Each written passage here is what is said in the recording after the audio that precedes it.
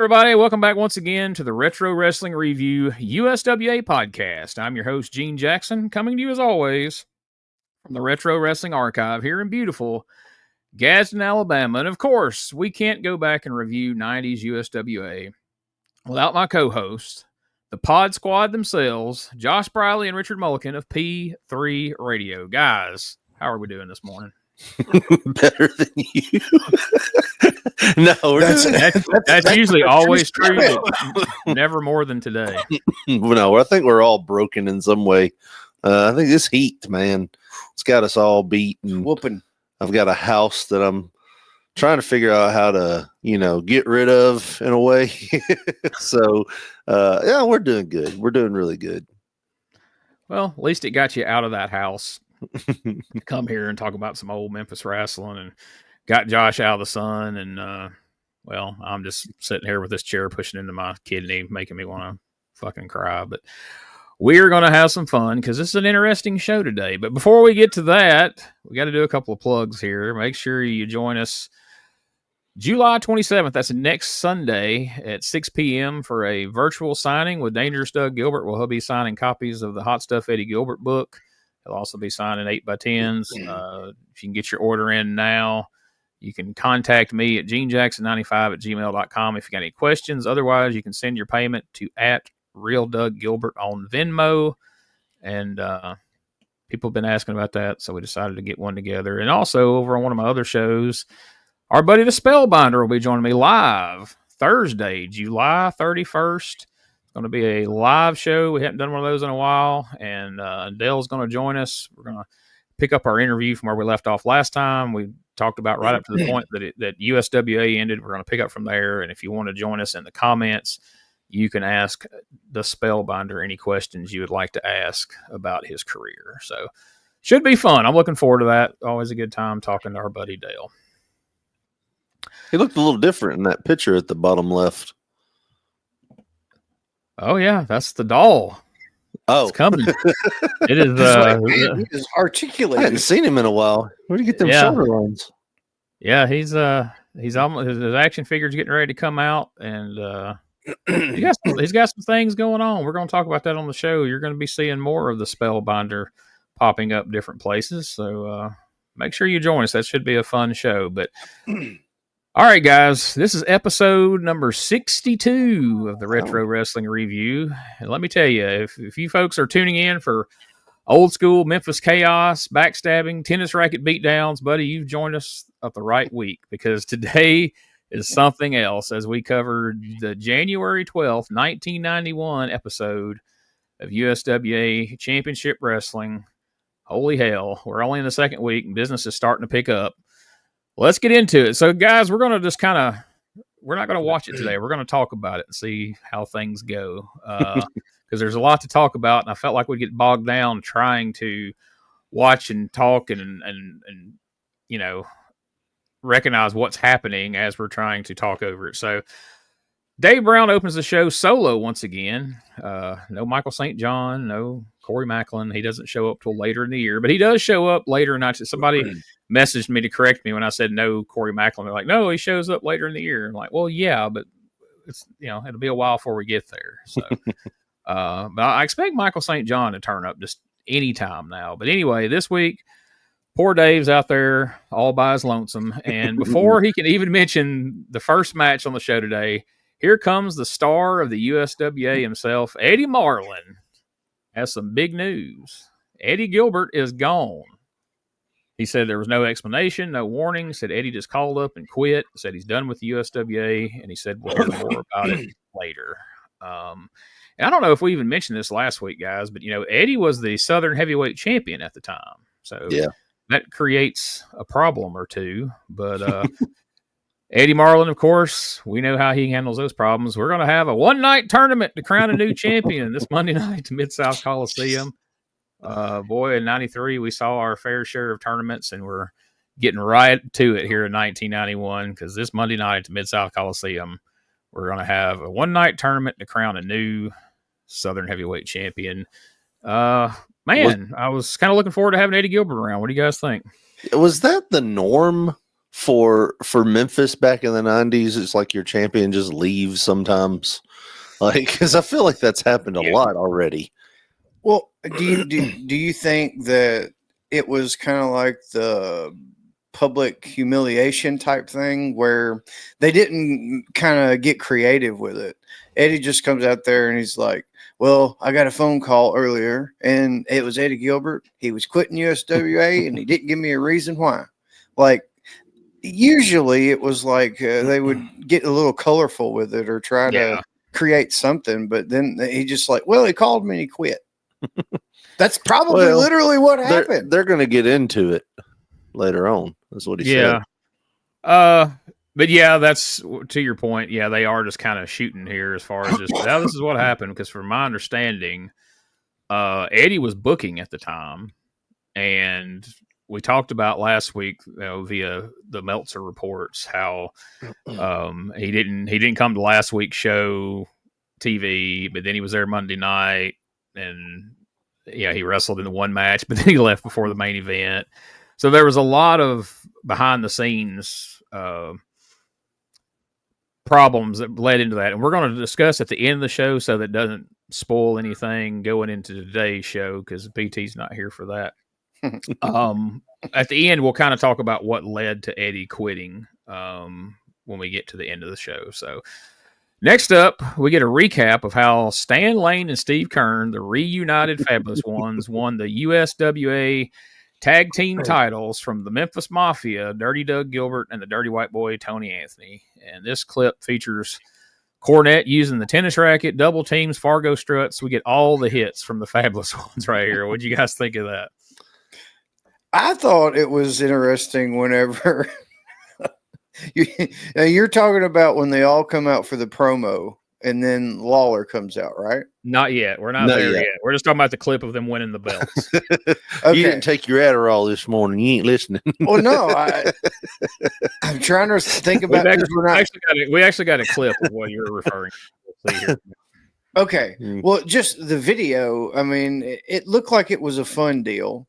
But whenever I was expecting maybe more of a crowd reaction, but it seemed like the crowd didn't pop until like the pinfall. You know what I mean? Like, but a lot of the things that was happening that I was like, man, that was awesome. It just kind of, no. And then, like I said, whenever they got the pinfall, it was big crowd pop. But that's what I kind of took from it. I was kind of like, I wish they would have been a little more vocal during the match, but it was exciting. Those 300 people were doing stuff. I was thinking, though, whenever we read the results and whatnot, it was a decent gate. What, 7,500 or whatever? 7,500. So it was one of the better gates of the time from what we saw at the end of 1990 in that review show. I don't know. The thing I was wondering is, here we are, 91. The Fabs haven't been a thing since probably 86. Stan goes and becomes a member of the Midnight Express, and Steve goes back to Florida. And, I'm sure there's a lot of the old school fans still around Memphis, but I'm sure there's some new fans by 91. Do you think a lot of people just didn't really know the Fabulous Ones and didn't get what a big deal it was that they were back and, what they had meant to the territory? I don't think that, because like I said, I know that, in my household, they were a little bit before, I want to say my first grade year. That would have been around what we're doing right now. Like I remember my cousin being all obsessed with them, having like a binder with pictures and stuff of them. So it's like, I mean, I can't imagine they'd forgotten them.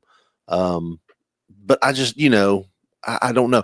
I know that there are some things that are lost with those Memphis videos too. Whenever they show you at the Mid-South Coliseum, because I don't think they were micing the crowd like they do for the studios and stuff like that. So sometimes, there's, because I know this doing the MMA stuff, I'll announce and I'll see a video later. I'm like, man, that crowd was way louder. Why didn't it show up on? Like, well, they didn't mic the crowd. Now, if you were going by the buzz of the hum of the video, because those always had a, and boy, oh boy, there's Stan Lane giving him a super kick, you can hear that more. So there might have been a better reaction, than what you actually heard on film. Oh, I'm sure. And then we'd have had an even bigger pop at the end if we'd have had Corey there to go, whoop, there it is, new tag team champions in there. Well, let's take a look at the clip of what Josh was kind of referring to as the new champs came out. They had a tag team match. They defeated the tag team of Bill Rush and Sergeant O'Reilly because Cornette came out and said that he's got a surprise later, and apparently you couldn't see it, it was off camera, but he handed Dave Brown something, and it turns out it was an early cell phone or a cordless phone. I don't know. Either way, he was infringing on Paulie dangerously in 91 carrying his phone around. But Yeah. Cornette says he has a surprise. They go over to the ring, and they beat Sergeant O'Reilly and Bill Rush. Yes, that Bill Rush. And when you say they beat, man, they beat the shit out of Sergeant O'Reilly. Did you hear Cornette say, "We've got Jackie Fargo on the line. We're going to talk to him later"? Yeah. Yeah. And it was like they never brought that back up. It's like you could have just said, "We got a surprise later. I'm going to set this phone right here. We're going to talk to somebody." And that's all they had to say. But they brought up Jackie. I guess he just wanted to bring up Jackie Fargo. But during the whole match, something felt off. Like baby faces. I kept thinking that. I'm like, man, they're really beating the shit out of these guys. Babyface is usually so mercy. Yeah. I was like, what are they? Okay, cool. And they got a good pop coming out through the curtain. The crowd seemed to be with them. Cornette was telling jokes. Yeah, and then the crowd you can hear them lose the crowd because they're beating the shit out of these guys. it's like, well, ease up, he's dead already. Come on. Even did y'all either one of you notice like the pinfall specifically?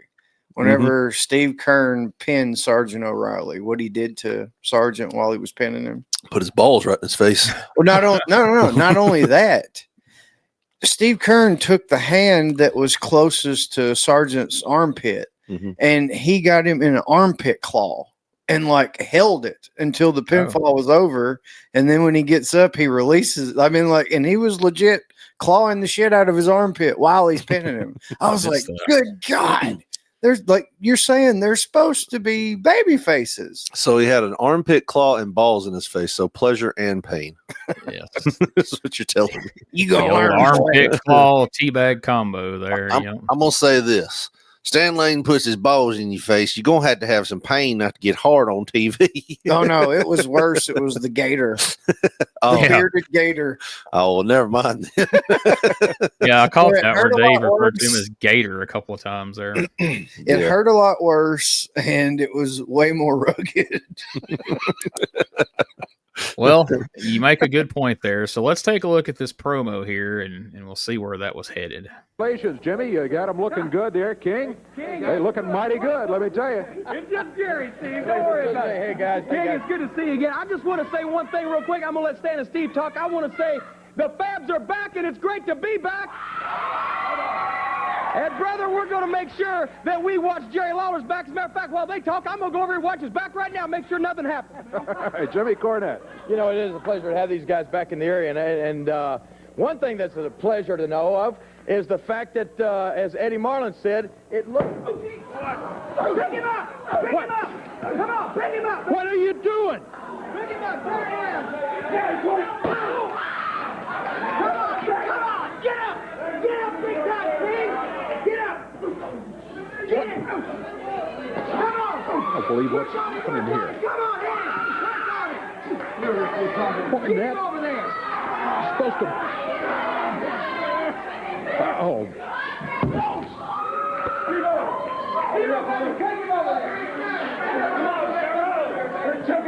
Come on here.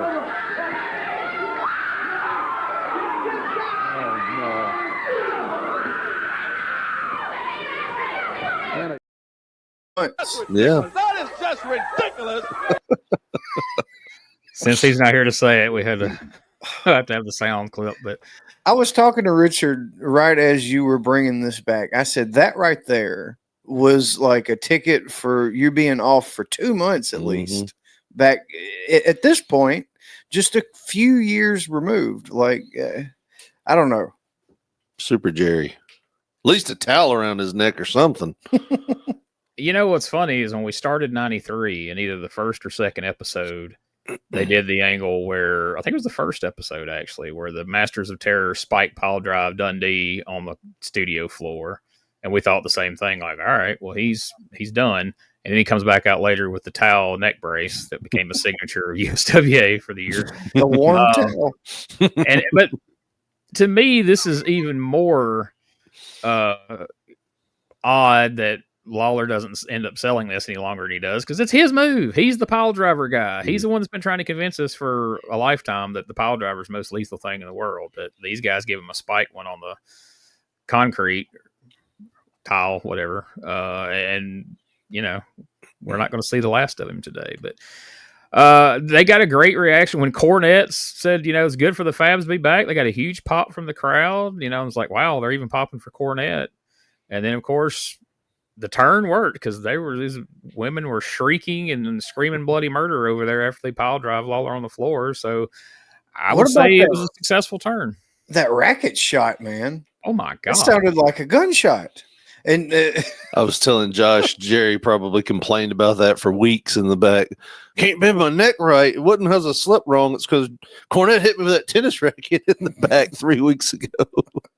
He must have came from like way out of the left field, because you see Dave, Stan, and Steve all clear out right before it hits. Like, they had zoomed in where you didn't see Cornette anymore, and you could just see Lawler, but you could see Dave and the Fabs, and they all kind of take a step back, and then wham! I mean, he's face down, like, God bless. And that one across the head was pretty thorough too. Do you think Steve Kern misunderstood who was supposed to be turning on whom? Because when Jerry come out there, he did that quick, like, and I don't know. I think maybe that was to kind of establish, they didn't trust him or something. I don't know. I think that was done on purpose, maybe, but then again, maybe not. I don't know. Maybe he was paranoid for some reason. What could that have been? No idea what could have caused that, but there's Lawler getting pile driven, and then Stan Lane puts the crown on his head, which I thought was pretty fun. If Richard had any choice in the matter, Stan Lane, that's exactly who would be king. I'll tell you what, I'd like to put a crown on. I'll tell you that much right now. Put it right there on a different head. That crown will be my mouth. Wow.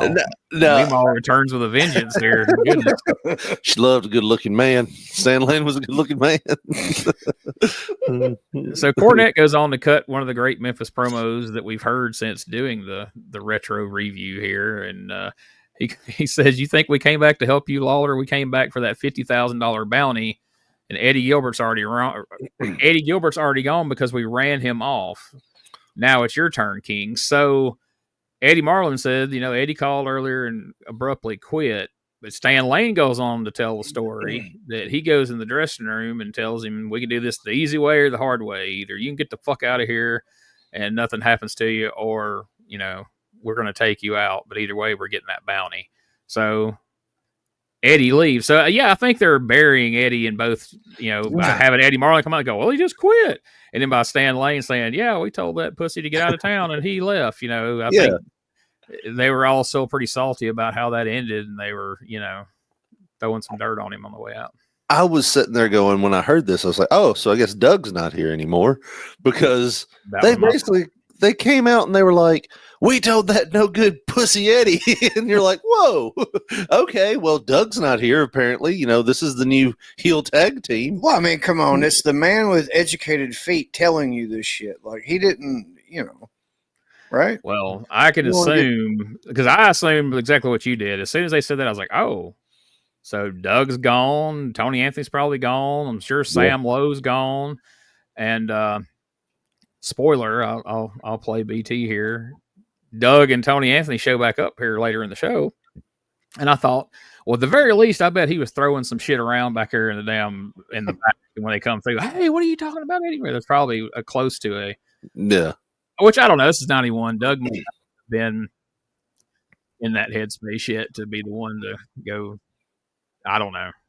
He would within another couple of years. That wouldn't fly at all. But maybe in 91, he's still minding his P's and Q's, and that's why he's even there at all after Eddie left. Which Eddie part of the reason Eddie left too is the Global's coming about right now. But again, we'll talk about more of that on the back end of the show.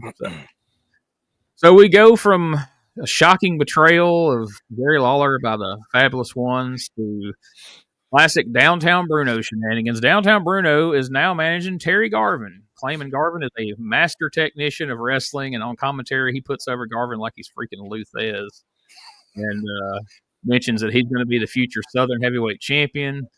And afterwards, Garvin gets on the mic. They run down all the baby faces from Jarrett to Lawler, and but before they can get to the tournament, Terry Garvin had to get past Freezer Thompson, and spoiler alert, he did.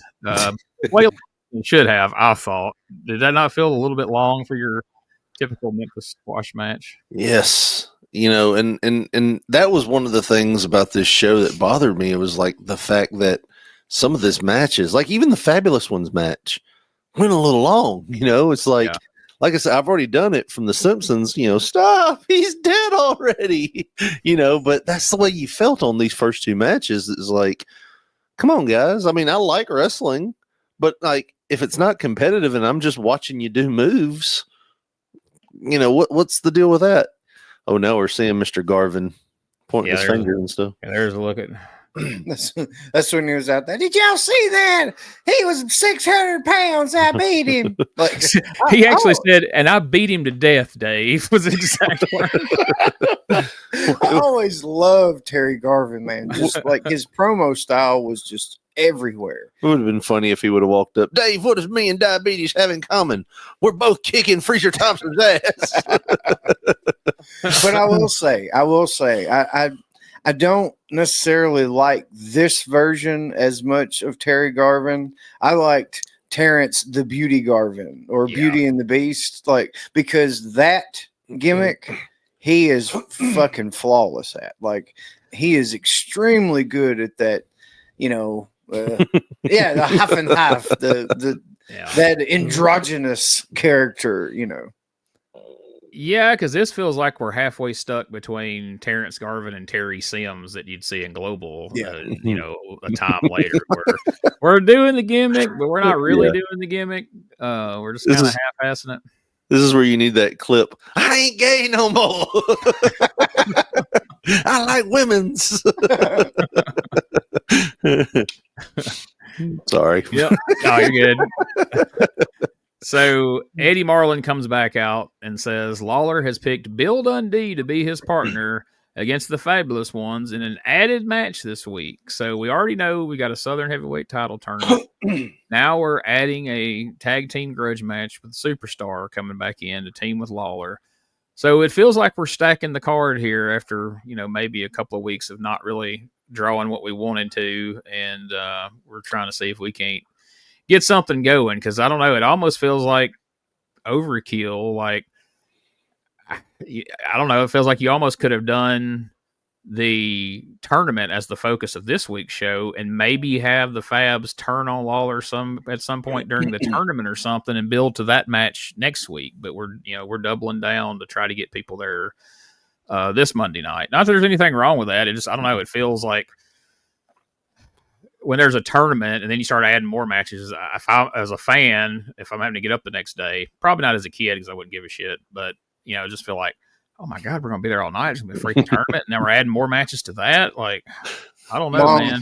Mom's going to be at the exit with her purse. All right, goddamn it, Gene, we got to go. Yeah, we ain't going to see the end of the main event. If we go, we're not going to see the end of the main event. We got to go. We got to come on. We'll see the entrances and then, all right, let's go. Have we missed the part where they called Terry, Jimmy called somebody on the phone yet? And they're trying to collect the okay. No, we ain't got there. I don't think we've gotten there yet. Because I know Eddie Marlin. Eddie Marlin was all over this show. He was out, in and out, in and out. Well, he's the star. He's the star. You gotta focus on the star. I was real surprised though when they said Bill Dundee's going to be his partner to face the Fabs. I was real surprised they didn't go For those of you that don't know, here's Bill Dundee, and they show that video where he's driving a motorcycle up a grassy knoll. Yeah. I don't give a damn about your road structures. It's like, why is he in a field? Because it turns out that's the only place Jerry Jarrett trusted him to drive a motorcycle after that incident. Yeah, after the incident that we don't Wouldn't it be speak of. funny if they showed that video and you notice all the grass stains from where he had skidded out before? Damn it, Jerry. Damn it, Bill. Now we're going to have to film over here because you rutted up my yard over here. Do you know how heavy that tripod is? It took 5 takes and 3 motorcycles before we got that shot. Yeah, I never understood that while he was riding a motorcycle shirtless in a field. To draw the ladies, that's what it was for, goddammit. It's like he was It was like he was a pissed off man that hated picnics. It's like, I'm going to find one out here, brother.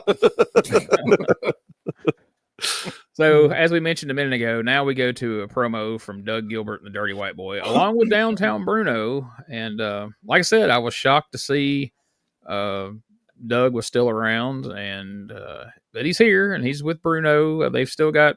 I assumed at this point, I thought, all right, well, Sam Lowe is gone. He must have left with Eddie because that's his good buddy. But no, we're gonna see Sam Lowe around here in a little bit too. So, don't have a clip of the promo, but it was just basically Downtown Bruno establishing, yeah, we like what they did to Lawler. They're cool with us, to kind of let it be known that,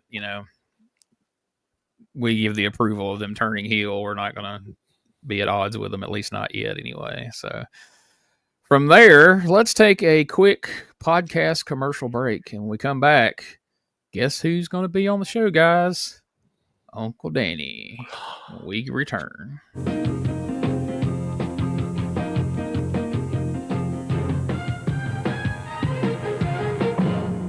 Hey guys, Ray Russell here, curator of the WrestleCopia Podcast Network, inviting you guys to listen to many of the programs here as part of the WrestleCopia brand, including, but not limited to, the Wrestling Memory Grenade, currently covering the 1988 and the WWF project.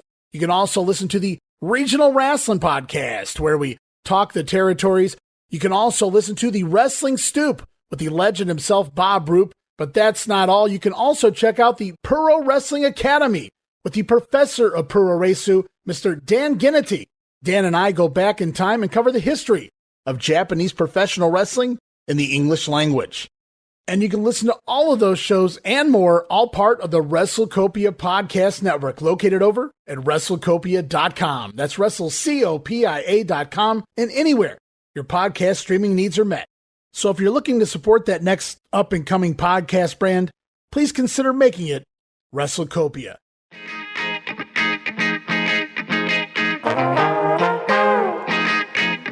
Hey, it's Bob Smith, and guess what? The Outdated Wrestling Hour is now part of the WrestleCopia Podcast Network. But hey, no fear, you're still going to hear the unique guests, comedy, music, authors, journalists, funny people. Who knows who's going to end up on the Outdated Wrestling Hour? Remember, it's all new and all old. So check it out in the WrestleCopia Podcast Network and wherever you get your podcasts. Listen if you know what's good for you. All right, guys, we're back, and we are joined by Nightmare Danny Davis, who is fired the fuck up. This is a very different Uncle Danny, this show. This took me for a loop, because I had seen him that way as a heel, that type of energy, but it rarely ever did it, at least to me, in my memory. He was a baby face, and he was so just like super jacked, dancing, doing all this shit. Like, he was fired up. Somebody called him an old man right before he went out there.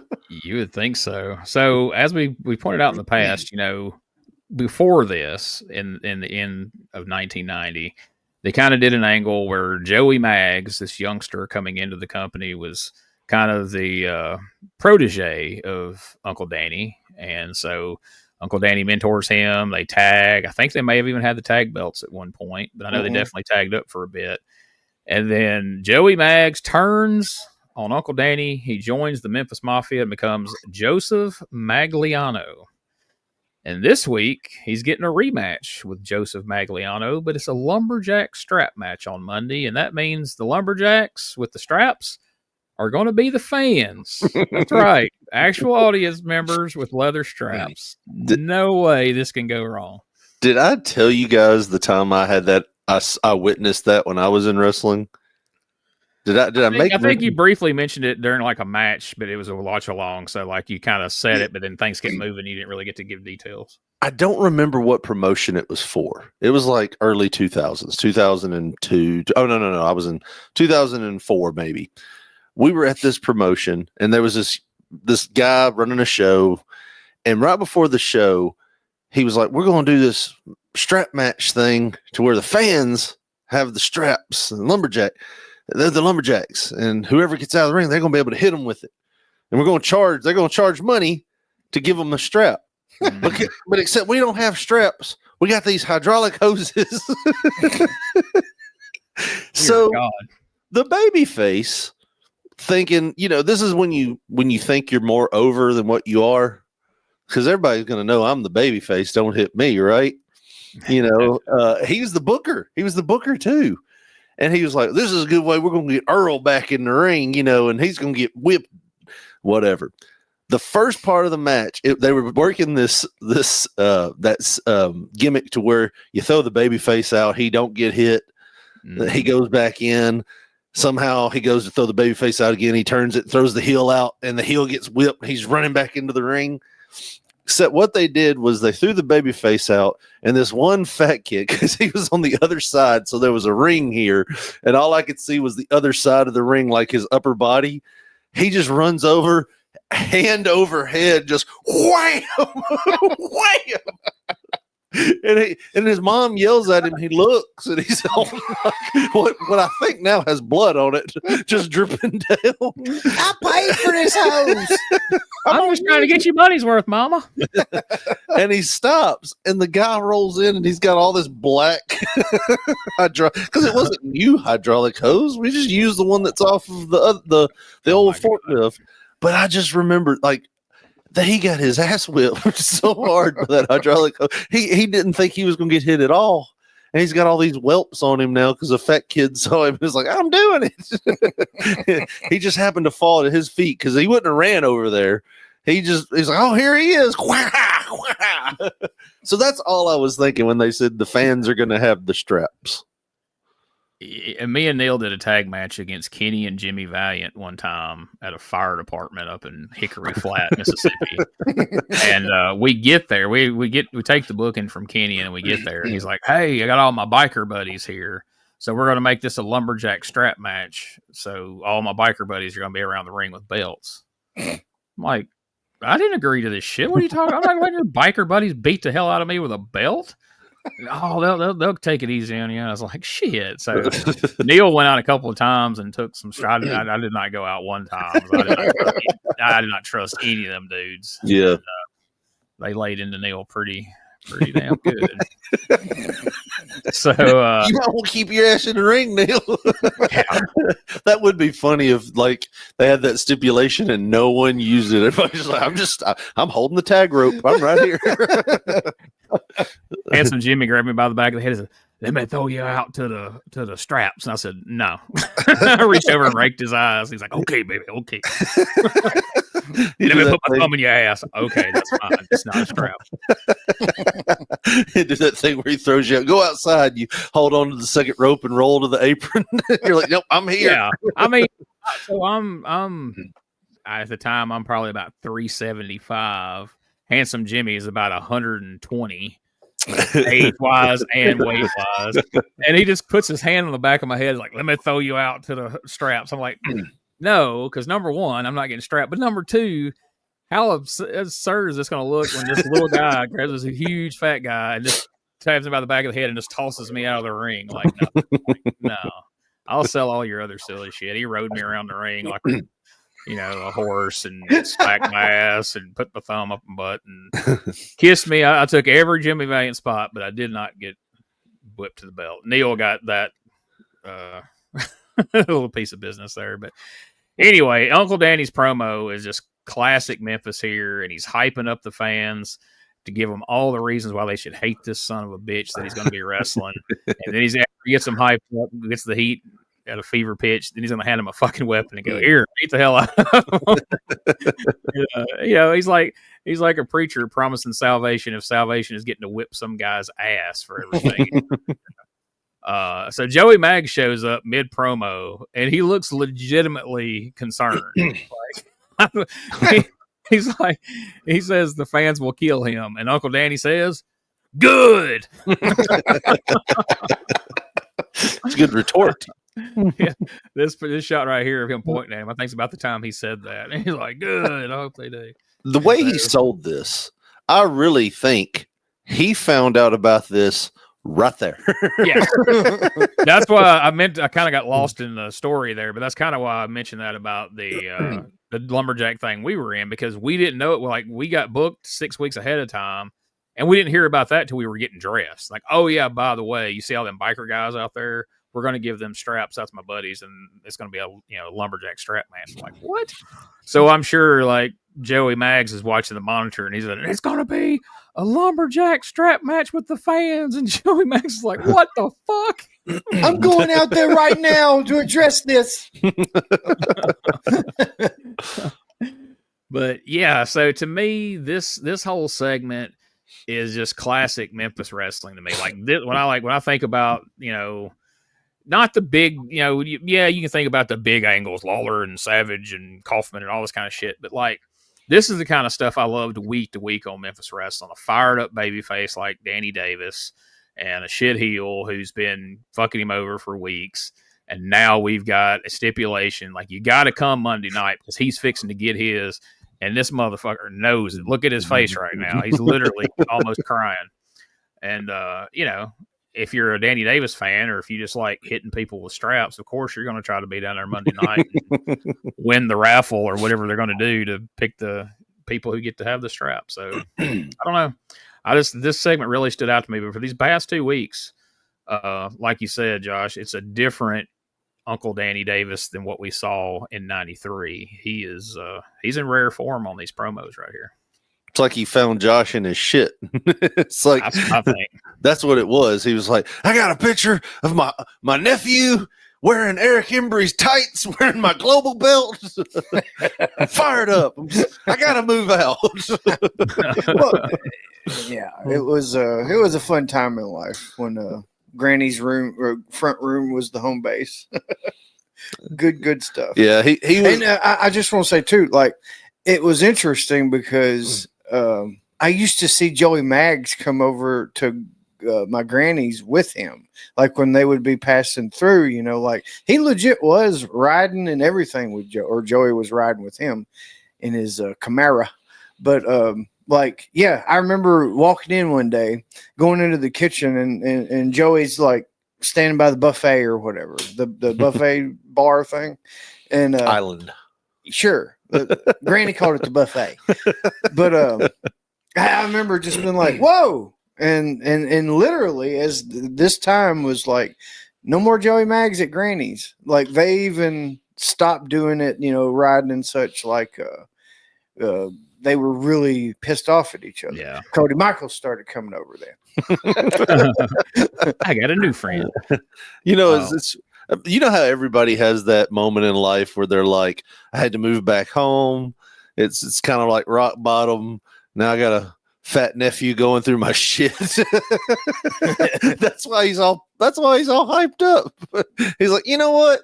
I gotta get out of this house. And if I don't show some aggression, start winning some matches, I'm gonna be fucked." Well, I don't know that, like, the way shit rolled was Continental had ended in like '89, the end of '89, and at that point, I guess he was just kind of like, he started doing the WCW thing as the Galaxian, and then you don't see Uncle Danny back in Memphis until, I guess it was the summer of 1990, something like that. Yeah. So he's doing those same two things like right after, and I remember all of this happening in real time because the summer of '89. Like I remember going on vacation down there to Gulf Breeze to his condo or whatever, and my granny and my aunt at this point are telling us we're going to go down there because this is going to be the last time we're going to go down there. Like Uncle Danny's selling his condo, like, or his apartment or whatever. Mm-hmm. So at that point we knew he's going to be doing something else. So he just started using my granny had a spare bedroom or whatever, Jackson, Tennessee, which is kind of in the middle of the whole loop, right? So he just kind of started putting his shit there, and he would just make the little loop and do hotels and shit during the week. Yeah, I had forgotten until you mentioned it. I don't know, it was last week or sometime it came up. I had forgotten about the Galaxians' little run there in WCW around that time. And I was a big Nightmares fan and everything, so I always thought it was cool that they were on there, but I didn't think it was cool that they always got jobbed out, but right. That's about that. So we hear about the Jerry the King Lawler's hotline here. $1.50 for the first minute, $1 for each additional minute. Notice how it doesn't say 18 or over only.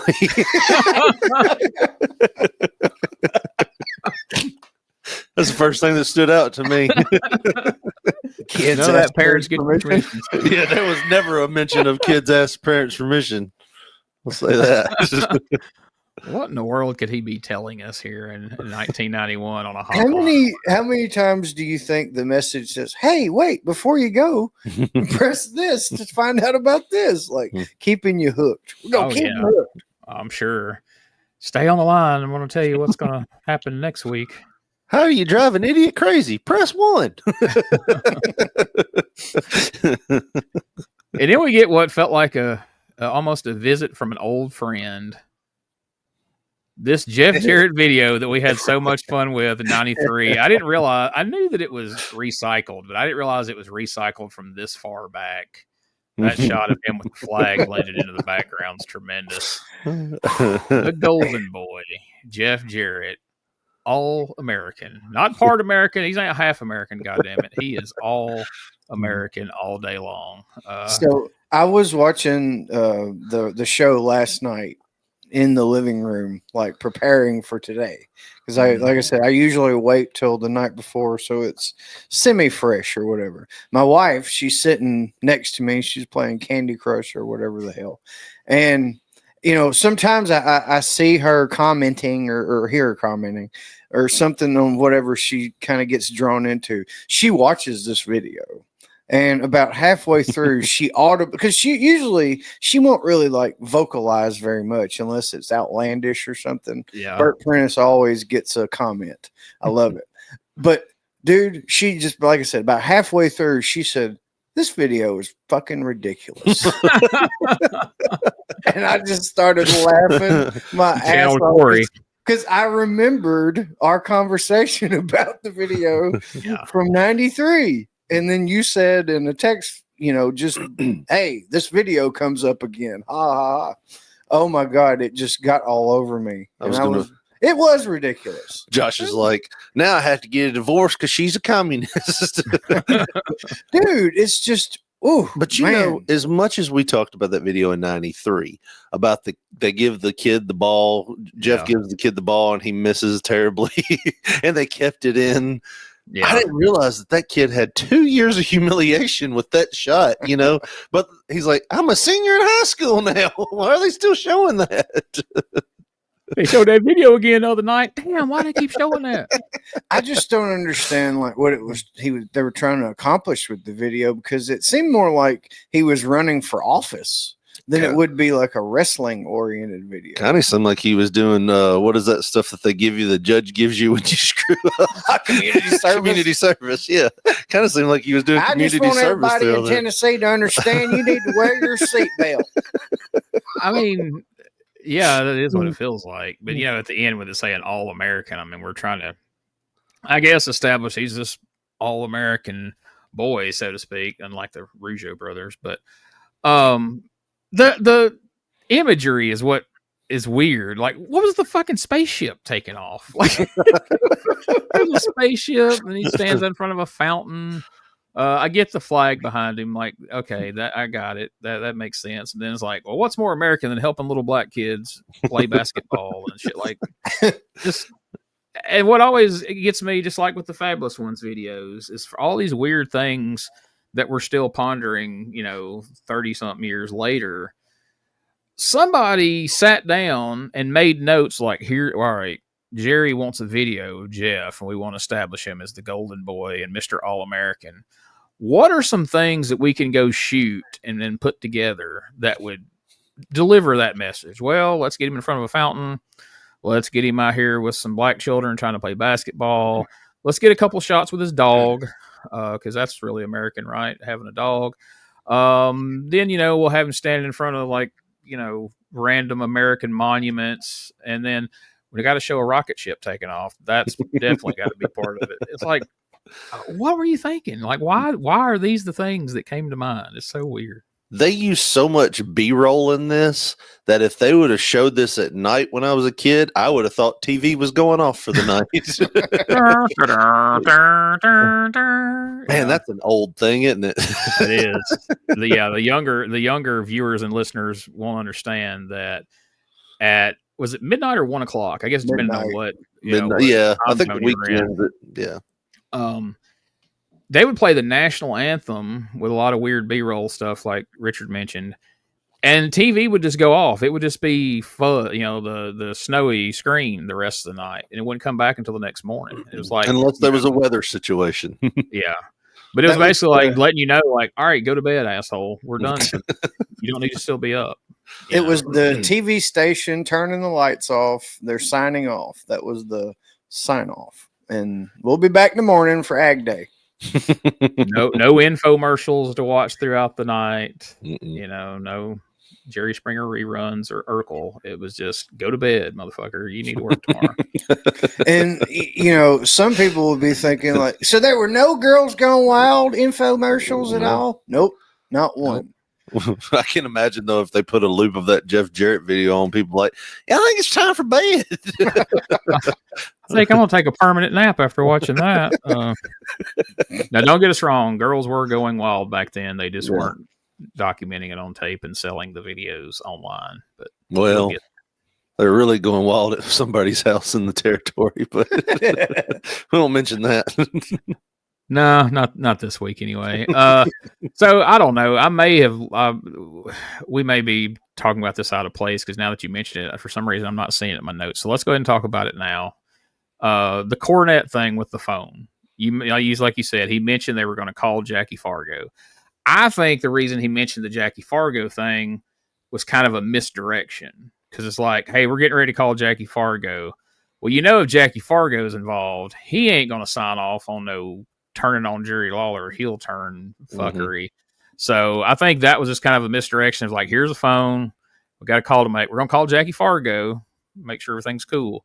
Because when he goes to pick the phone up, I think Dave even says, "What are you calling Jackie Fargo?" And Cornette, I don't remember what he actually said, but it was something along the lines of "fuck Jackie Fargo," right. Which was furthered the heel turn. He said, "What about Jackie Fargo? Like, don't make Jackie get off that couch."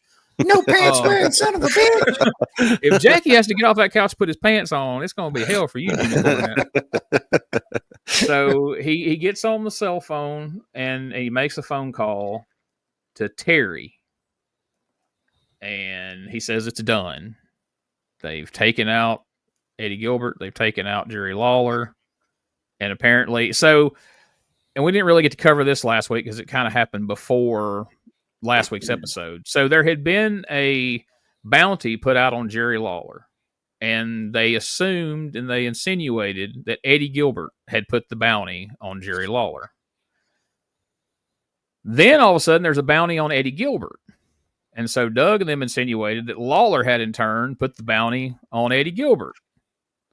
And we're supposed to think these two have put bounties on each other. But now, this Terry person that Jim Cornette has called apparently is the one who put a bounty on each of them because these two guys are the two top contenders for the unified title. Now, Which Terry is this, you ask? And it all begins to make sense as Terry Funk feels that he has eliminated the number 1 and number 2 contender. Wait a minute, Dave. Who? Terry It who? all begins to make sense as Terry Funk feels that he has eliminated the number 1 and number 2 contender. I laughed so hard when I heard that. I immediately texted both you guys. Yes, and I had missed it. I had already watched the show. I hadn't made notes yet. I just watched, kind of watched through it while I was doing something else. Totally missed that. So you sent. He says Dave Brown says Terry fuck, and I'm like, what? So I immediately close out of our chat, pull the video on my phone because you gave us the timestamp. Yeah. And I was glad to hear I wasn't the only one because within 5 minutes, Josh is commenting as well. So I'm guessing he said it. He said it. He actually said it. Yeah. You could be hopeful and like kind of, that's very, very possible. He may have said, he clearly says that shit. Terry fuck. He had to make sure to say it right to correct himself. If he would have just kind of like Terry fuck and just kind of went past it, if you didn't run it back on video, you might go, wait a minute, what did he say? But the fact that he immediately corrected himself, Terry fuck funk. I'm like, oh my God, he actually said it. Who's Terry fuck funk? Hey, new guy. Oh, Terry fuck funk's coming in. I think he's kin to Jimmy Jack. You can tell Dave got so uncomfortable after saying that. Like you could see it in his face. Like I just said, "Fuck" on the air. I just because you can imagine, like, if anybody else had said that, they'd get dressing down in the back by Dave, no matter who they are. Yeah, would have got hey, what the fuck are you doing? You don't say fuck here, pal. Yeah, because the famous stories of him blessing out Scott Bowden after, and he didn't say anything about that bad. He just said retard, and Dave lost his mind. Apparently, so they brought it up on P3 radio when we I was still mad 20 years later. Yeah. It's like Scott's passed and you're still mad. Jesus, maybe this is like the birth of the complex. You know what I mean? Like he's that way because he's so hard on himself from this one moment. What makes it worse is because they have said multiple times that they're on earlier in the morning. So more kids just turned over from like the Flintstones or Gummy Bears or whatever was on to hear him say Terry fuck, because they probably were turning it on thinking, oh, the show's coming on right now. We don't know that they've changed the time. So they flip it over and the first thing they see is Terry fuck funk. It's like, that's great. They get called into the station manager's office on Monday and like, Dave, so I got a call Saturday morning that someone on the wrestling show had said the word fuck. Imagine my surprise when I found out it was you. Sir, that was the guy's name Terry Funk. I mean, it's bound to happen somewhere sometime. I'm talking to Lawler. I'm trying to get him to change his name. See if we can call him something else. Make him a Gilbert or something. I don't know, but I apologize. What if he went the other route? Who the fuck told on me? He's just like, he's broken the bridge now. He can't stop saying the fuck word. Oh man. Oh, I just wish Corey Macklin would have been there and be like, oh Jesus Christ, Dave, you can't say fuck on fucking. That's ridiculous. But yeah, so like you were talking about, they called Terry. A fired up Eddie Marlin came out there. He's like, you don't need to collect the bounty right now. I'm going to tell you right now, Jerry Lawler, I've seen him in worse. And I'm thinking, what did you see him in? Did he take a ride with you? Like, what was it that you saw him in that he took worse than a pile driver on the concrete? Well, the car thing. He just got hit. Oh, yeah. With a car. That line reminded me, have y'all ever watched that movie Grunt, the wrestling movie? Mm-hmm. It's an awful wrestling movie from the 80s. It's funny though. I'm going to have to like review it sometime. But they have this deal at the beginning where this guy gets the old Cactus Jack spot. He gets his head caught in the ropes and a guy comes and kicks him in the head, but it decapitates him, like knocks his head off into the audience. And so the show's not. I mean, it's kind of tongue in cheek. It's not exactly a comedy, but there's some really silly aspects to it because the guy gets decapitated, and afterwards they have like an interview, like in the back area with the manager of that guy. And he's like, no, he will not be relinquishing the title. I've seen him come back from far worse than this. And that's what I thought of when Eddie Marlin was like, I've seen Jerry Lawler come back. I thought of Grunt the rest of them. That's hilarious. Surprise, motherfucker. Oh, man. Yeah, so Eddie Marlin's he's all over this freaking show this week. Again, I think we're trying to boost the gates, so obviously we're stacking the card and we're giving everybody more Eddie Marlin to help really kind of pump this thing up and get us where we need to be. So then we go to our main event, expiration of time match. It's an 8-man tag team match here on television. We got the new kids, Brian and Tony, Cody Michaels, and Jerry Lynn. So we got all the whole team could be called the new kids, actually, besides just Brian and Tony, against the Memphis Mafia, which is Doug Gilbert, Dirty White Boy, Joseph Magliano, and once again, Sam Lowe, just looking like Denim Dan in here, just dressed as normal attire as a part of the tag team, as if he just should be there wrestling, not like it's a weird, hey, the manager's wrestling type thing. It's just like, yeah, and Sam Lowe, and there he is. Just got off work and came and got up into the ring. That's the only other thing my wife commented on. She said, "Why is he in there wrestling in khakis?" And like, I had to think about it. I was like, I really don't know. I mean, I guess because he's the manager and he's trying to like have that label on him still. He didn't want to come out and tights or anything, but he still had on snakeskin cowboy boots. Yes, that's what I'm saying. Let me tell you something, Dave. I'm not only the manager of the Memphis Mafia, I'm the manager of the Denny's right down the street, a third shift manager at Denny's. I just got off work, but I'm going to win in here and whip these guys' asses. You can come on down to Bubba's Western Store down there on Union Avenue. We got a special going on today. We got snakeskin boots, half off. I'm wearing them right now. You see those? Today only, half off. I'll give you a free cowboy hat. So this match was where I realized the ropes were not only green, but shitty. And I always hated it when, so I never understood what the ropes were until Josh told me, in 94, 95. He was like, that's just hose pipe and aircraft cable. And I'm like, what the fuck's aircraft cable? I was about to say, the ropes are green because most water hoses were green at the time. Yeah. So I never understood it. I was just like, why are they all green? I don't like that green color. But when I got older, Josh told me that. I was like, oh, okay, cool. And now I'm looking at it, I was like, they couldn't buy some tape. They couldn't buy any red, white, and blue tape. Did they spend the budget that they were going to use for the tape on Jeff's video of red, white, and blue? What? And then they were loose as hell, and nobody wanted to hit them. If you look back at any of the matches, all of them were just kind of working the ropes. They'd hit the ropes, but they wouldn't move that much, except for one person. That's why he's dangerous.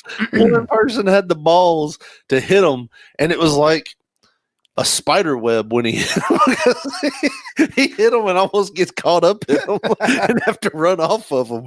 Go back and watch it. There was one time where he hit the ropes closest to the camera, and it looked like he just caught his ass. He nearly kicked somebody in the front row. Yeah, Doug was the only one with the balls to hit those ropes like they were. I don't know if they had aircraft cable in them, to be honest with you. I think they were just hose pipe. Shoestring underneath there. So yeah, it's 2 out of 3 falls. So the first fall ends with Jerry Lynn catching Sam Lowe with a roll up. He gets the win there. I don't know. It's interesting seeing, I had forgotten until we started this season of the show that Jerry Lynn had been in Memphis. I was thinking he was just a Minnesota guy and had started up there with, Sean Waltman. And it was much later when he's made his way down. But here he is in 91 in Memphis in a very, very early stages of his career. Yeah, and then he goes to Global after this, doesn't he? Mm-hmm. Yes. Yeah.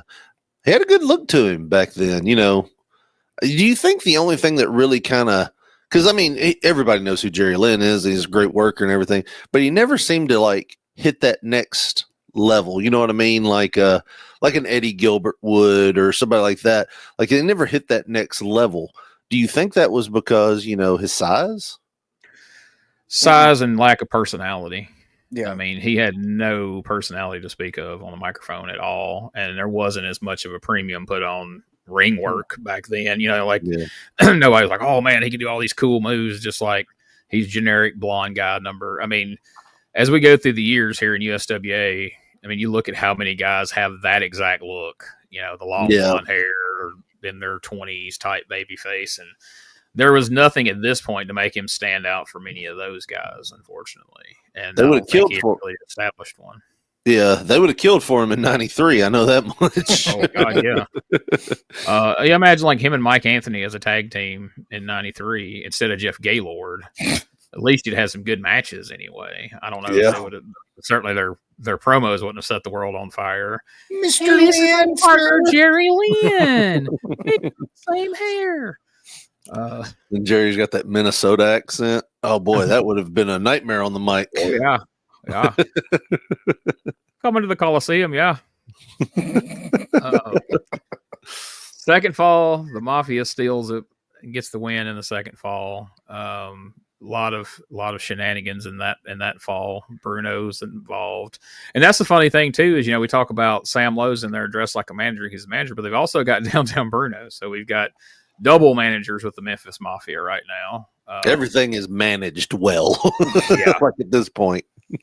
But that's always kind of been a thing in Memphis. You always usually had at least a couple of managers around, if not 3 at any given time. So, not unusual here for Memphis, but it is. I don't know. You think they just let Bruno hang with Terry Garvin and let Sam Lowe be the Memphis Mafia guy, but I guess a lot of that too is I don't know if Sam Lowe went around throughout the week around the loop. How like we saw later on, like on TV, we were seeing, oh God, what was the awful guy, Reggie B's drug dealer that was managing the War Machine. Lee Womack. Lee Womack. Yeah, Lee Womack was managing people on TV, but then when you'd see the clips, Paul Neighbors was managing them around the loop because I guess Lee Womack surprisingly either had a job or his, probation wouldn't allow him to leave Memphis or something like that. That's probably more likely than him having a job thing. But I can't cross state lines. Yeah, I can't come to Evansville now. You gotta send somebody else. I'll do it. I'll go to Evansville. So, as we watch this one, I was thinking like, well, okay, these squash matches are running kind of long, like you guys said, but we're not seeing all these run-ins and bullshit endings like we were seeing constantly in '93. We're getting at least clean wins and every match isn't a run-in. So what do we do in the third fall? Of course, shenanigans. We don't get a definitive winner here. So we're already back to pretty much on Memphis TV. I never really put this together before, but from what we've seen in '93 and how we're starting out '91, if 2 people are in the ring and one of them is not a straight up jobber, there's probably not going to be a finish. And if there is, it's going to be the biggest fuck finish you can imagine to make sure that nobody loses. Right. So that's just the way of Memphis, apparently. And I guess I just really didn't remember it that way from when I was a kid. But it's like that in '85. It's like that in '93. It's starting out that way in '91. And I don't foresee it changing. But I guess we shall see. Well, we know it didn't change much from '91 to '93. No. If they were going to that well in '93, they definitely were trying to see how much water was in it in '91.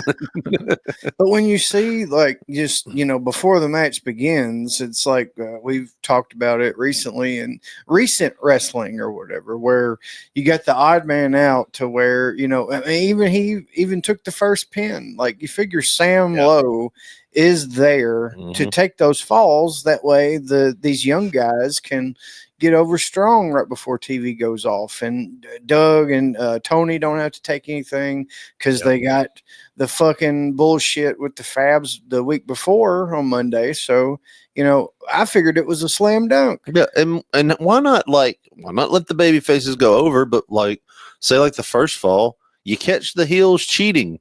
You actually catch them and you DQ. You know what I mean? Yeah. Not a run in, just hey, I saw that chain. You're disqualified. Then they freak out. They come back when the second fall, and then you let the baby faces go over on the manager. Who's that hurt? Who does that hurt? Nobody. Yeah, absolutely nobody. All right, let's take a look at the card for Monday night and see what this has all been building to. Let's catch you up on action coming up Monday night at the Mid-South Coliseum. 7:30 is going to be wrestling time. Special $2 admission for all students to general admission. 7:30 again is when it all begins. King Cobra will be going against Donnie Bass in the opening match of the night. Then it's going to be Chris Champion against Terry Garvin with Downtown Bruno in Garvin's corner. Dirty White Boy Tony Anthony will be going against Jerry Lynn. Then in a special Lumberjack match, the rules will be special this time because there are going to be 8 Lumberjacks around the ring with straps. They are going to be fans.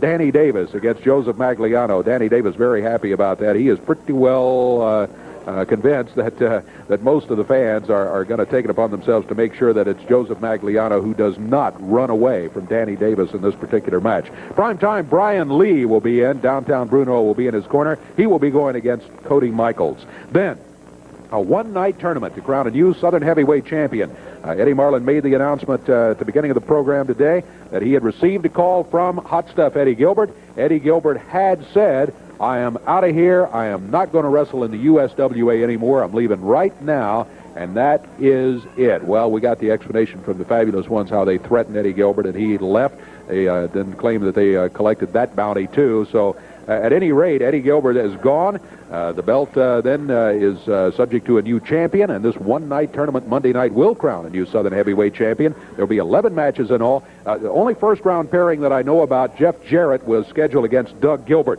There will be other first-round pairings, and then there will be eliminations until finally the Southern Heavyweight Champion is crowned Monday night at the Mid-South Coliseum. Then, special added grudge match, added because of what happened here a little bit earlier today. Jerry Lawler has been in contact, obviously, with Bill Dundee and signed Bill as his partner, and he will have a partner against Stan and Steve, the Fabulous Ones, with Jimmy Cornette in their corner. People who were supposed to be here to watch Jerry Lawler's back, you end up turning on him. Lawler and Dundee against the Fabulous Ones. 7:30 is when it all begins Monday night at the Mid-South Coliseum. And again, it all begins to make sense as Terry Fuck. That's perfect cut. Terry Fuck. Boy, have we got some questions. Yeah, a lot of questions that raised. So, we get to what, match number 5? 7 in the card. Then they announce there's going to be an 11-match tournament. Yes. I mean, we're already 5 matches deep. So I'm sitting here going, Josh, 1, 2, 3, 4, 5, 11? What? That don't math. That math don't math, Gene. So there's 2 possibilities we've worked out in this situation. Number 1, this is Memphis. They already know somebody's ass isn't showing up. So we're going to have 11 matches. Yeah. That's just the way it is. Or Josh's favorite. We've either got Little Eagle and Midget D for one of those matches, which equates to 1 full person. So that was how you would have 11. I don't know how. One out of 12. They fuck this up so bad that they don't know you have to have an even number for a tournament to work. When we got to this point of the show, watching it the first time, and they start rattling off all these other matches that weren't part of the tournament, I was like, what? Is this show going to start at 4 p.m.? How in the world are they going to get done? And then, like you said, then they mentioned it's an 11-match tournament. And then they only announce 1 match for the tournament. Out of all these matches, we hear that Jeff Jarrett's going to be wrestling Doug Gilbert. And I thought, I wonder who's going to win this tournament. But I'm not going to spoil anything, but so let's take our last commercial break, and when we come back, it feels like normal now. We got to hear Dave Brown run down the card, we've seen the actual live Memphis version, and now I can ask you guys a question for the first time in 1991 here, having, have a little more input than we had last week's show. It was the very first one of the year. We were still trying to figure things out, but I think we got a pretty firm grip. Dave did a pretty good job there. We cut it off right as you just mentioned Terry Funk. But Dave did a pretty good job of spelling this out to everybody and going, okay, just in case you're slow and you can't follow along with the insinuations here, Terry Funk is the unified world champion. He wanted to eliminate his top 2 contenders, so he put a bounty on Lawler and Gilbert, and now the Fabulous Ones have technically cashed in on both, although Eddie Marlin says don't cash in too soon, because he's seen Jerry Lawler take way worse shit than a spike driver on the floor. Or is everybody, Dave's like, is everybody on board with this? Are we clear? Are we fucking clear? Now, sure, we want to bury Eddie Gilbert by saying that he quit for no reason. But now we're going to tell you, actually, there is a reason, because Terry Funk put a bounty on him. The Fabulous Ones threatened to beat his ass, so he quit like a coward. That's the reason. But I know earlier we said he quit for no reason. Really, that was the real thing we said.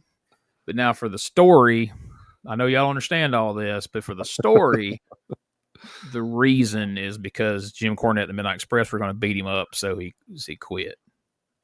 But he called Eddie Marlin, and he didn't tell Eddie Marlin that was why he was quitting. He just told Eddie Marlin he was just quitting for no reason. So Eddie Marlin learned at the same time that you guys learned that the real reason he quit is because he's a coward, and Stan Lane threatened to beat that ass, so we walked out. Are we all... Hands? Anybody in the studio not understand it? Raise your hand. I'll come explain it to you again in the commercial break. One guy, I don't understand. Who the fuck is Terry Funk? I thought Terry Funk was the champion. You said Terry Funk. Dave rattled off these matches too, like he was ready to go watch that football game. Oh yeah. Josh even brought it up. He's like, he is rushing through these. Like he was rattling it off. 11-man tournament. Yeah, that sounds great. Come on, next slide. I love how sometimes I guess people take it like literally, like these graphics would say the things sometimes that wasn't their official names. It's just what people called them. Like in the dressing room over the years, I did a lot of shows with him, and people would always call him Donnie Bass, but they never called him Donnie Bass on television. It was Outlaw Don Bass, but on the graphic it says Donnie Bass versus King Cobra, and that just stood out to me because I'm sure somebody like Eddie Marlin poked his head in there like, I need you to make some graphics for Monday night. It's going to be Donnie Bass against King Cobra. It's going to be this one and that one, this one, that one. They're just putting down exactly what they did. So it's, because we come across the graphic one week, or last year, 93, where they had put like Kelly Wolf, and Jamie Dundee, where they had only called him JC Ice, and I'm sure that was just fuck up on somebody's part. I don't know. Wolfie said they used to do that as a rib at the spot shows. Like they would put his name, all weird, different kind of spellings and shit in the program. It'd say like Woofy D, WOOF. And I thought that was because Corey was just calling and saying like, all right, now put this on the program. Woofy D. Woofy D in there. But and that's how it was spelled for the first few weeks they were in Memphis. Whenever I'd go back and go through the Wrestling Observer, whoever was sending it in, which may have been Corey, in the Wrestling Observer, it was spelled JC Ice and Woofy, WOOFIED, for like a month. It said Woofy D. I was like, that's what they think his name actually is. That's sad. All right, so let's take a quick commercial break. We'll come back and see what you guys think about this show.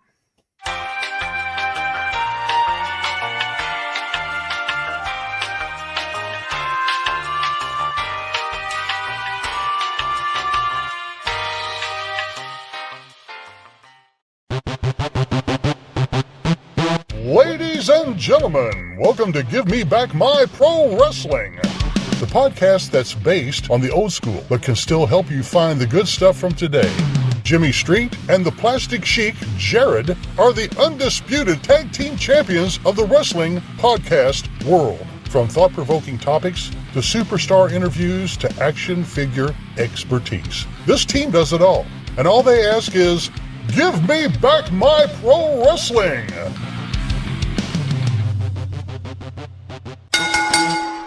Every other Thursday, wherever you listen to podcasts. All right, guys, we're back. It's time to answer those all-important questions. Having watched today's episode, what was your least favorite part of this week's show? I think I kind of covered it a little bit. I just didn't like the fact that the matches at the beginning seemed to drag a little bit. Like they were trying to buy time at the beginning for whatever reason, and those job matches just really seemed to take forever. So that was probably my least favorite part of the show. So with me, I mean, even though there were some good points to these matches, I've never just been that big of a fan of like the multi-man matches. So I got to vote the 8-man tag. That's just, I don't like that environment. And it seems like a lot of times, a lot of the stuff that happens, you kind of lose because you may be focusing on something else. And, you know, whenever it gets more than one or two people going at it in the ring at a time, it's just a big ass chaotic scene.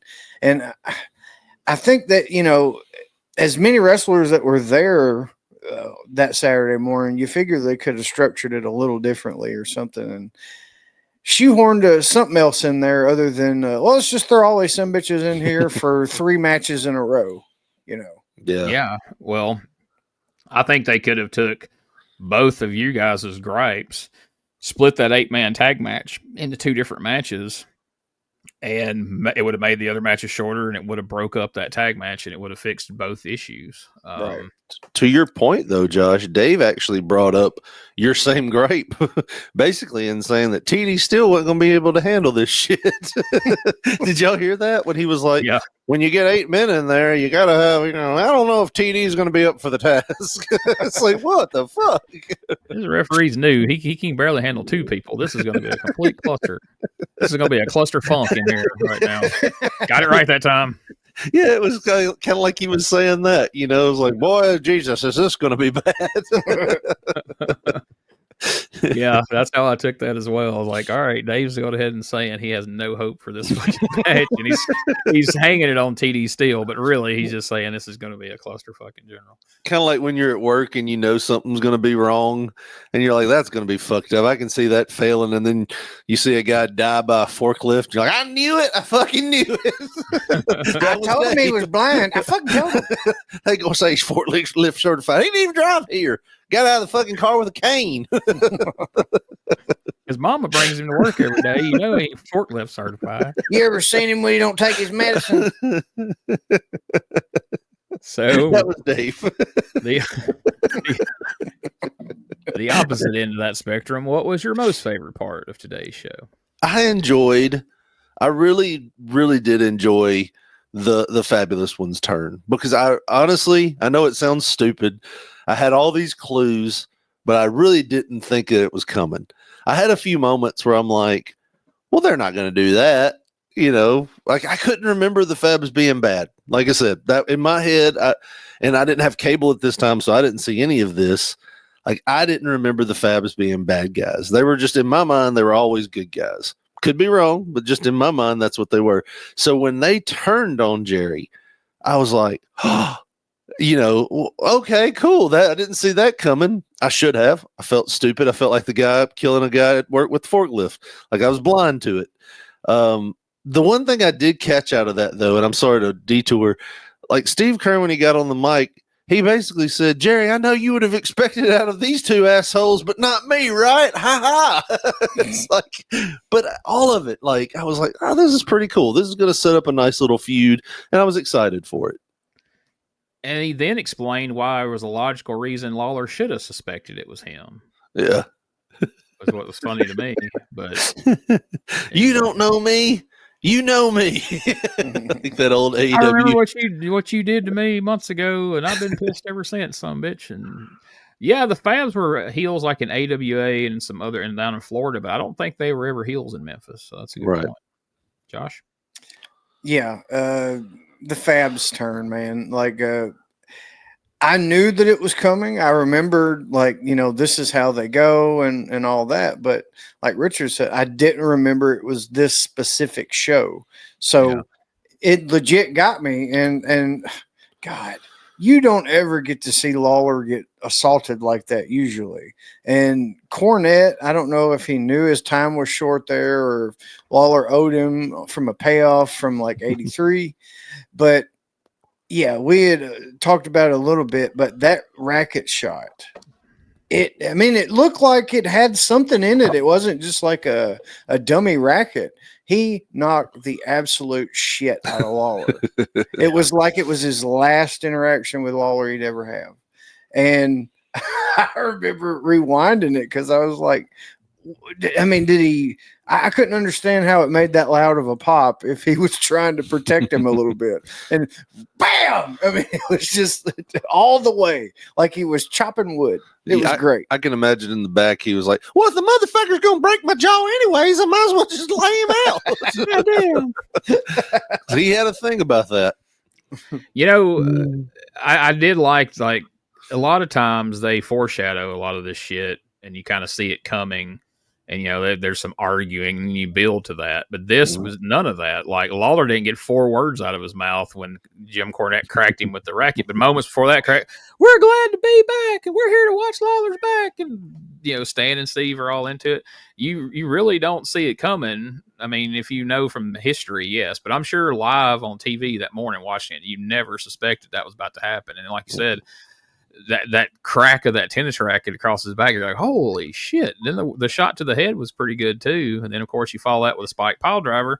But like you said earlier, Richard, you would think Lawler's going to be off for a few weeks. Let's sell it. Let's build up a neck injury. No, we're setting up a tag match for revenge this Monday night. So I guess we ain't got time to let it marinate at all.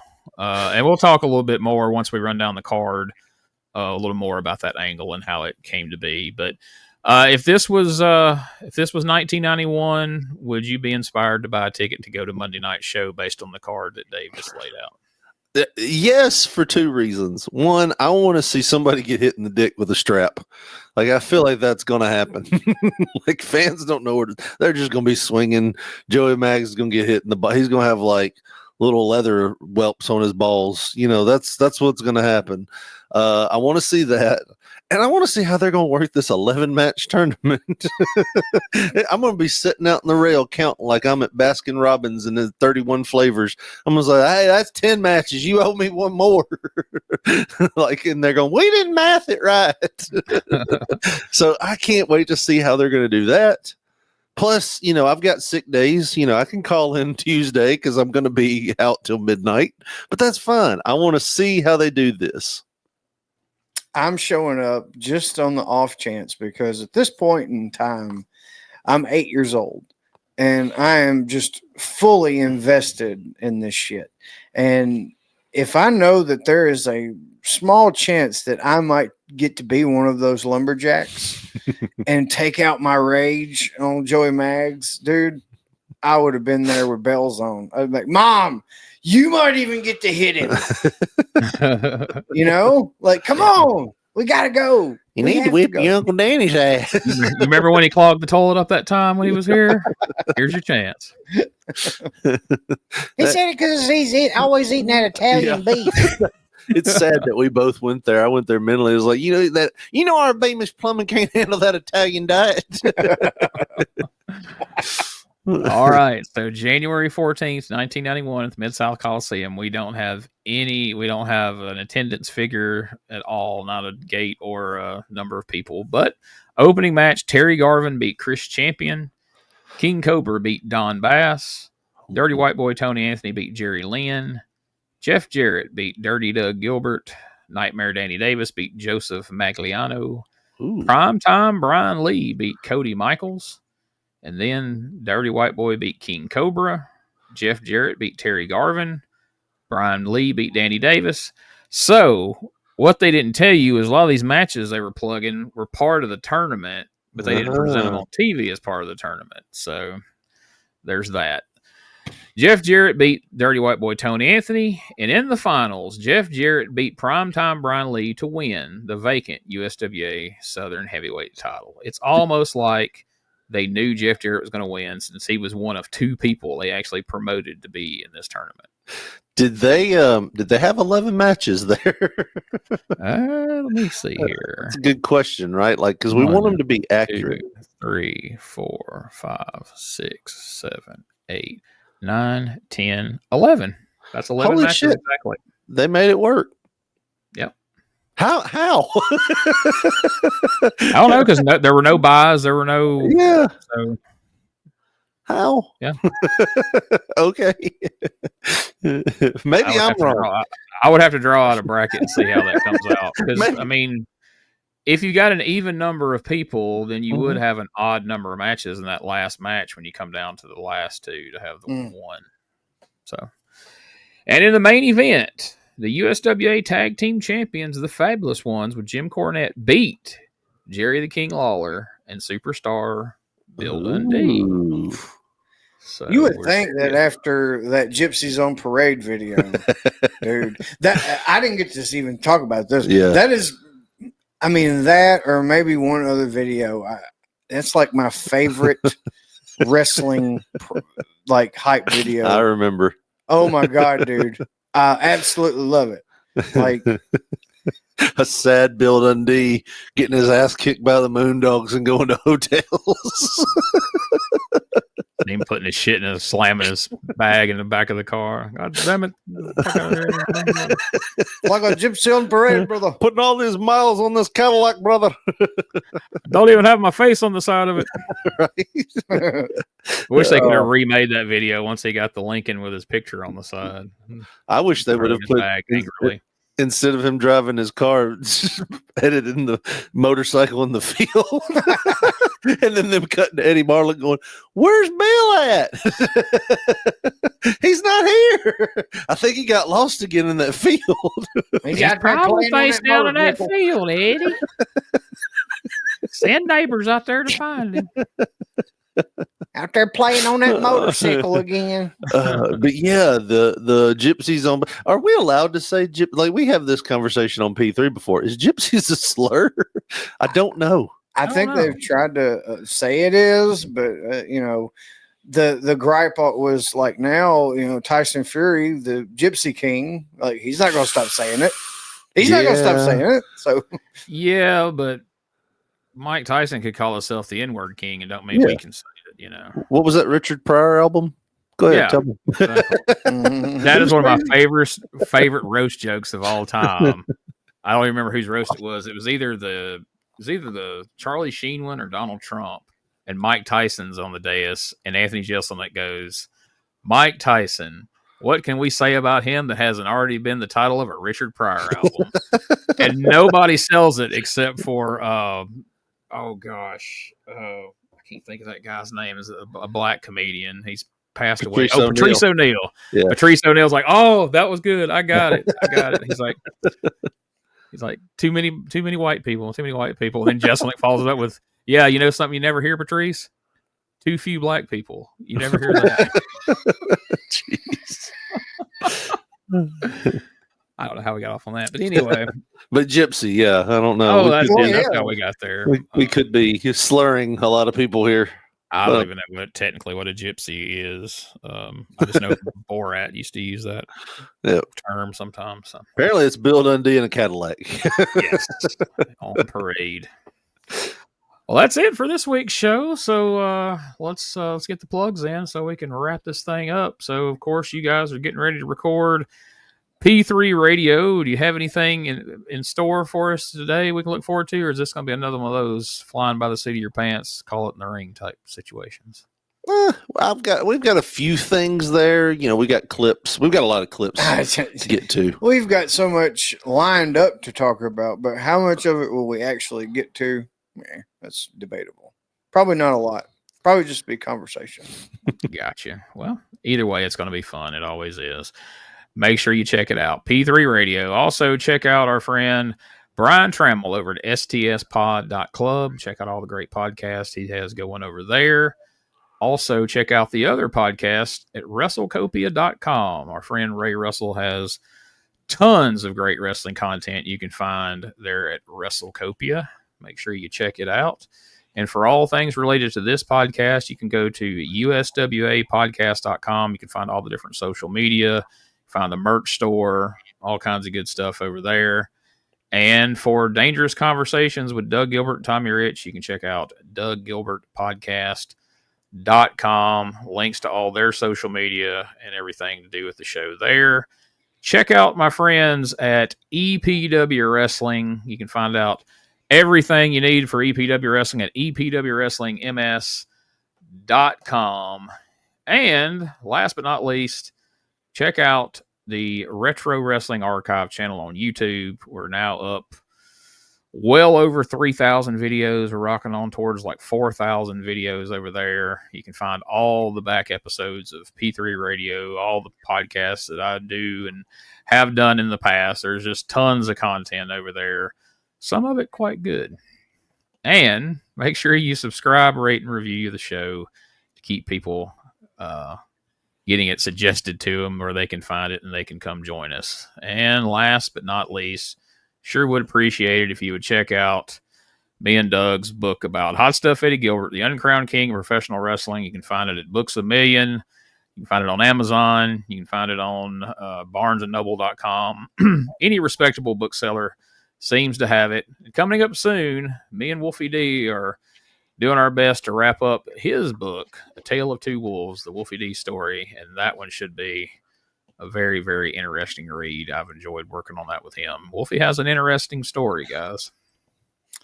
Yeah, I've watched a few shoot interviews, and he's, kind of, I'm sure not any way, shape, or form got close to explaining it in detail because, usually shoot interviews, man, they only stick the toe in the water, where the books, man, they just literally open the book right wide open.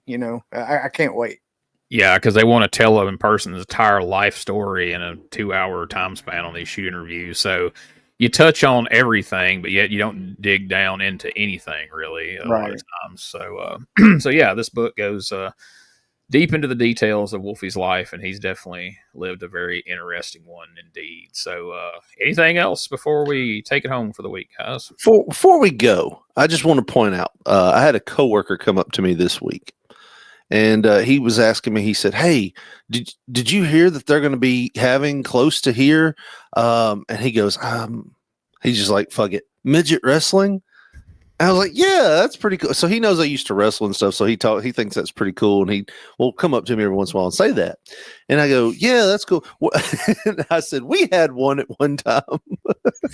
And I realized halfway in, I'm talking about him like it's just an object. And I'm like, and they were going to do this thing to where they threw him on us. And he goes, "Oh boy, I bet that was hard. Those guys are dense." And I was like, "Fuck yeah, they are, aren't they?" So I was justified there. I'm not the only one that thinks the density of a midget is just like a dying sun. So I didn't mention this because we haven't nailed down. I think we're going to record it this Thursday night, but I've recently come into contact with Chief Lone Eagle, the native. I got to try to find the appropriate way to say it. The Native American little person who we saw at USWA last year that I worked with years ago for Sammy Hall. And so I'm going to be recording an interview with him coming up. We were going to record it this past week, but this kidney stone, I said, "Hey man, can we do this another week?" And he's like, "Yeah, sure." So, looking forward to talking to him and hearing how he broke in the business. Cause I haven't really, you talked about shoot interviews and things. I haven't heard a lot of shoot interviews with, a lot of the guys from that era, how they really broke into wrestling and, what it was like for the little people, the way they were used, because they didn't stay in one territory usually. They would just get, go around to all the different territories. And I know he worked for Watts and Memphis and a lot of different territories. So that should be fun. I'm looking forward to that. But I just, I know you're not supposed to say Indian, you're supposed to say midget, so it's going to be tough. I'm going to have to really. Oh man, wouldn't that be a mess? Is it going to be a full interview or a short clip? Oh, It's gonna be as full an interview as we can get out of it. I'm just surprised he's alive. Ask him why they're built like a packed punch, if you don't mind. Do I need to bring you guys in for this one so you guys can get your Is it boned? Ask him, can he swim? That's what I want to know. That's because they're so dense, they can't, right? Like, just my friend Richard said he figured it's like throwing a bowling ball in a swimming pool. Yeah, that's what it is. Now look, little league, little lone, whatever your name. He's the chief, damn it! You recognize his Just how did he get chief? He's so little. quit fighting and you'll float. Just quit dashing or thrashing around. You ain't a shark. Those midgets aren't strong swimmers, but you can hear their panic yelling from 3 feet underwater. I got vocal cords on them. All right, so there we go. We've offended gypsies, midgets, and Indians. Is there anybody else we need to hit? Possibly Bill Dundee. God damn it!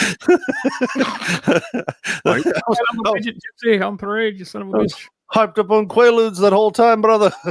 Don't remember. I'm on a motorcycle in a field. It's like a badass trip. That's why he mowed those people down in the Coliseum. He thought he was like in the field. He forgot. He was used to the texture of grass under his wheels, not sweaty concrete. That son of a bitch spilled a Diet Coke in the front. That's a wild story. Clovers have more gripping power. Spotlight in his eyes, and he wipes out and takes out the front row. And they just took an autograph picture. Yeah, they go grabbing those little. I mean, because back then it wasn't like big fancy 8x10 headshots. It was just little 4x6s they get made at Walmart. And like, here, there's one of everybody. 2 of Lawler. All right. Now have we offended everyone? I think so. All boxes. Our mission has been accomplished. All right, folks. We'll see you back here again next week for another episode of the Retro Wrestling Review USWA podcast.